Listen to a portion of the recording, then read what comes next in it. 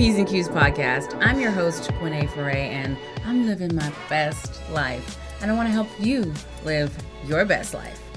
Today, we have a very, very special guest in the studio. I'm excited and so honored to have him here today. He is the Chief Excitement Officer for Whet Travel and the founder and owner of Groove Cruise, which you guys know I love Groove Cruise, and Whet Foundation as well. His name is Jason Beukema. Thanks for having me, Quinée. Appreciate it. I am so excited to have you here. And I learned that Whet Travel, Whet Foundation, Whet means excited. It means in the dictionary to excite. And it's spelled W-H-E-T, and it means to excite or to stimulate. To excite. Like whet your appetite. That's the only sentence you'll ever hear it in. Oh my goodness. Mm-hmm. I have used that so many times and never even You've been spelling it wrong the whole time. The whole time. Wow. Well, thank you so much. And before we get into today's episode, which you guys are definitely going to want to hear this, we have to do our fun facts. So I'm going to start with my fun facts. Okay. And you guys know how much I love fashion and expressing myself through clothing and color. What you may not know is that I actually have a bachelor's degree in fashion design. I was going to school studying. Yeah, I was studying to be an accountant because that's so in alignment with my personality. Yeah, perfectly aligned, yeah. Totally. And I realized that that was never going to be me. And I was modeling at the time in college, and I spent most of my time backstage with the lady making the clothes. And when I was younger, I used to cut up my mom's pillows and make Barbie clothes, and it just all flooded in. And I talked to my grandma, and I was like, I really need to do this for me. Awesome. And she supported me, and my parents supported me, and yeah. No longer an accountant. Not an accountant. Thank God. Jeez. What about you? Fun fact, Jason. My last name is Dutch, and I just learned a couple of years ago, maybe 3 or 4 years ago, that I've been saying it wrong my entire life. Oh, really? So how should it be pronounced? So it's pronounced Beukema. Beukema. Which is instead of Beukema, which is the way I've been saying it forever. Forever. And it's like a word that we don't have in the English language, or a sound. It's O. Oh, really? Oh. That's a fun fact for sure. Mm-hmm. Thank you for being here. Thank you for your energy. You are such a warm, heart-centered person, and I love that you're able to infuse your mission with your profession as well. Yeah. Tell us your origin, Jason. I want you to start at the transition between the things that you were doing to make money and to live, and when you came up with a vision to expand into what truly aligned with your soul. Sure. So I'll do the Cliff Notes version. So I have a degree in entrepreneurship from Central Michigan University. I was going to be a doctor. I was about to take the MCAT to go to medical school. Got a degree in entrepreneurship. There's a whole story behind that. And I had a business in college, and my dream was to never work for anyone my entire life. Yeah. That didn't work. I got in a bunch of debt and ended up having to move to Atlanta, and ended up having to take a job. And I got a job at Georgia Pacific, which is a big Fortune 100 company in Atlanta. And I sold fiberglass insulation. And at nights and weekends, I sold timeshares for Radisson Vacation Villas. Wow. And I hated both of them. And it was miserable. But it helped me to get on my feet financially. And they would pay for school, and I didn't want to go back to school, but I talked my boss into letting me get a personal coach. So I got a Franklin Covey personal coach. Oh. And during that process, he basically said, find something you love to do and find a way to get paid to do it. And if you love what you do, you never work a day in your life. So I was like, what do I love to do? Well, I love to go on vacations, so I have to figure out a way to get paid to go on vacations. So I found this school in San Francisco called the International Tour Management Institute. So I asked my job if I could have 2 weeks off for personal reasons, and I only had a week of vacation, and that's how it works in our country. And so I flew out there, took the course, came back, I got fired, and then I was in the travel industry. Oh, wow. And then long story short, used to take groups of people on motor coach tours around North America. So I used to move between Atlanta, LA, and Seattle during different tours, and my specialty was Alaska, the Canadian Rockies, and I did historic America tours on the East Coast and national parks tours out west. Wow. And then as a fun thing, all my friends were like, put a trip together and we'll go. And I was like, well, I don't want to put my friends on a bus. But cruises are kind of cool. And I remember being on a cruise with my parents, and I think it was like 9:30 or 10 o'clock at night, and I was with my brother, and we were in the nightclub, and the DJ was taking requests, and they had little pieces of paper on the tables, and you'd fill out a piece of paper with like what song you wanted the DJ to play. And so they'd play like a country song, and then they play a rap song, and then they play like an EDM song. And I remember they were playing Red Red Wine. And I'm just like, who plays Red Red Wine like in a nightclub? And then they played like YMCA and Macarena and like all this stuff, and I'm just pulling my hair out. And I'm like, wow, this is just ridiculous. And I just had this vision of what it would be like to have the entire cruise ship and really good music. And that kind of spawned the idea of, getting everybody on a cruise ship. And that was the dream and the vision. Wow. And that's a big dream and a huge vision. Yes, it is. It is. So the smallest cruise ships, my original business plan was to charter a cruise ship with 2,000 people. That's like the smallest mass market cruise ships. Wow. So when I started it, I had no money. I had no resources. I didn't know one person in the cruise industry. I didn't know one artist or DJ or anything. And so I created Groove Cruise in 2004. We have the 20-year anniversary coming up in January. Oh, yeah. Who's headlining that one? Tiesto, Diplo, John Summit. Oh. Like 80 artists. Oh, wow.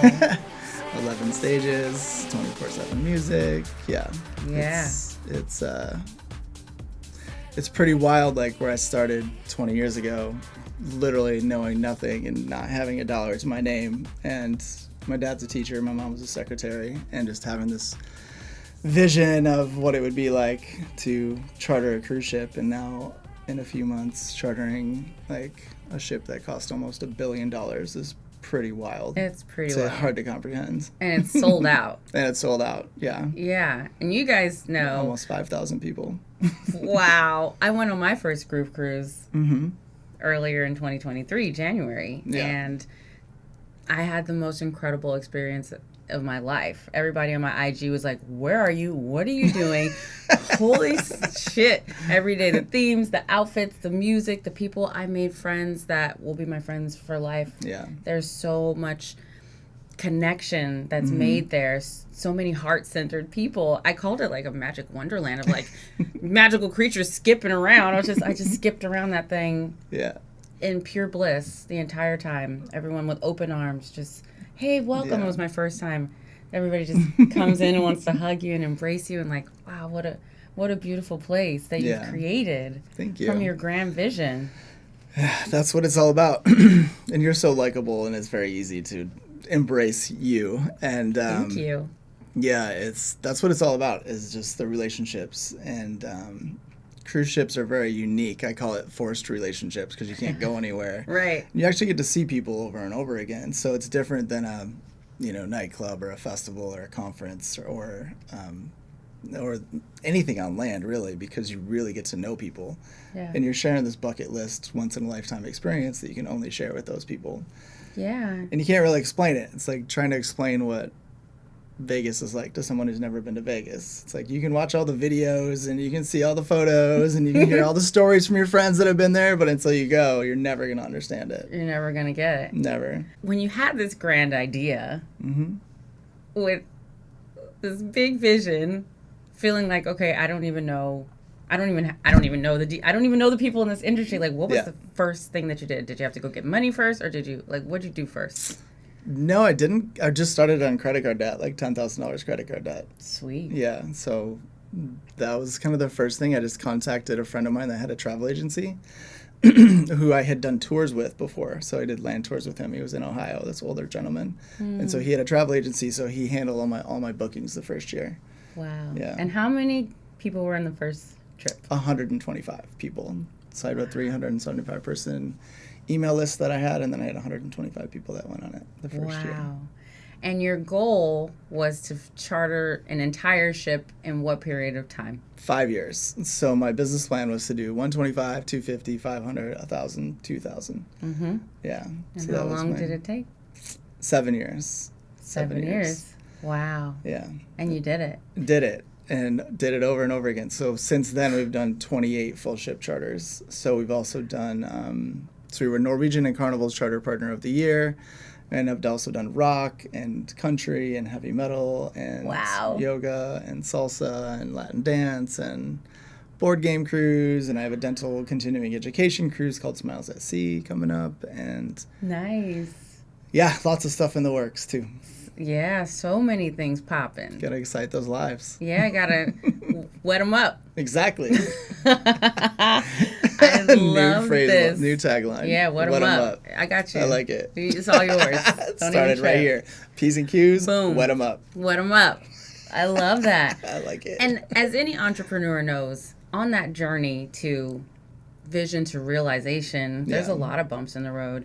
Was there a time when you felt like, oh shit, I'm not sure I'm going to be able to do this? I would say during COVID, yeah. But there was a lot of times leading up to that where, I knew I was onto something, because I knew I was onto something in the first one. Mm-hmm. And I knew that this was my passion and this was my mission. And like from the first one, I knew it. I saw the lives that were changed. I saw the connections, and I knew I was onto something. Yeah. But yeah, COVID was really, really tough for the cruise industry and the events industry. Yes. So we were shut down for like 2 years. And in the beginning, I was super depressed. I basically watched my baby die overnight that I had created. And it was rough. Not going to lie. I was depressed. And I haven't really been depressed much in my life. Like, that was probably the second time. And yeah. How did you overcome that? One thing that I'm really grateful about is I was around my nieces. So kids during COVID, they didn't know shit. And I think they were 3 and 6 at the time. And I was in LA, and they were such a blessing because they did not give a shit. And they were just like running around, Uncle Jason this and Uncle Jason that. And they just were balls of positive joy and energy. Yeah. And I'm a member of Entrepreneur Organization. I've been involved for like 13 years, and that was an amazing support system of other business owners and other entrepreneurs and other entrepreneurs that are in the event space. Mm-hmm. So I really had a great support network, and it felt good to know that I'm not the only one going through this, and how are they handling it, and got a lot closer with some of my competitors as well. So yeah, we were all kind of bonding together. So there was a lot of good that came out of it, and I'll say that we're much, much stronger now than we were before COVID, for sure. So grateful for all that. Sometimes in the darkest moments is when we have our opportunity for our greatest growth. The opportunities, yeah. And that was one of the biggest phrases in the beginning was, in crisis becomes, or enormous opportunity presents itself during the biggest crisis. Yes. And a lot of the biggest companies that we know today were all started, not all, but started during like recessions and things like that. So there's going to be a lot of businesses that we see 5, 10, 20 years from now that were all started in the past 2 years, 3 years. Real shit. Mm-hmm. I love that. That's an inspiring journey. I'm so grateful for you being here sharing that. Thank you. And you give back so much too. And I love that with Whet Foundation and everything you guys are doing. Can you tell us a little more? Yeah, I believe that when you give is when you're most alive. I don't know. Groove Cruise is all about just giving and over delivering and under promising and over delivering. And then my foundation is, I've always had a charitable component to everything I've ever done since I started. Yeah. And giving back. And we work with orphanages and the destinations that we go to, and schools, and mental health is a huge focus going forward. Lost my production manager to suicide, and then another neighbor committed suicide, and then there was some other mental health challenges that I dealt with personally that my sister-in-law went public with as well. Yeah. And we all deal with mental health challenges, but I don't think we know how to deal with them a lot of times. Yeah. And I felt kind of helpless with people around me that were obviously dealing with challenges or, on the brink of committing suicide, which is horrendous. And just felt like I needed to do more and help more. And so that's what we're doing on board. We partnered with a company called When the Music Stops, just to open up the conversation and talk. And I think that's one of the big things about mental health, is just having someone that you can talk to. Yeah. Like, who cares? Without judgment, and releasing the shame component, and being able to just be honest about where we are. And if you have suicidal thoughts, that's okay, because people have them. Yes. It's not abnormal. It's fine. It's fine. Just have to talk about it. Just not go execute on it. Yeah, right. I love that. And then I also do a celebration of life on board, where we let people come up and talk about loved ones that they've lost, and then we write note cards and put them on a biodegradable wreath, and then we take that wreath at sunset and throw it overboard, throw it over the ship. Oh. Yeah, because the ocean is very powerful and healing and all the things. All the things. And I know you're very attracted to the ocean as well. I'm a mermaid. Yes, you are. Yeah, I love the ocean. I like to be in it. I like to look at it. It's definitely a healing place for me when I'm going through my mental health challenges. I always go to Mexico, y'all know, and one of the main reasons is because of the ocean there. Definitely. Being in, like, the womb of the earth. Right, exactly. And it feels so purified. It's, the ocean is incredible. Yeah, that's amazing. You're incredible yourself. Thank you. So are you. When we went to Haiti, thank you. When we went to Haiti earlier this year, you did some really amazing things on that island, too. Yes. We worked with an organization called Second Mile Haiti. Definitely check them out. They do some incredible things in Haiti. And Haiti has a orphanage epidemic. So they have like 300 orphanages in the country, and it's very small. Wow. And a lot of kids are malnourished and don't have proper medicine and stuff. And the mother or the family feels like they love their child so much that they can't provide for them. Like, they can't get them food, they can't get them medicine that they need, so they actually give them up for adoption.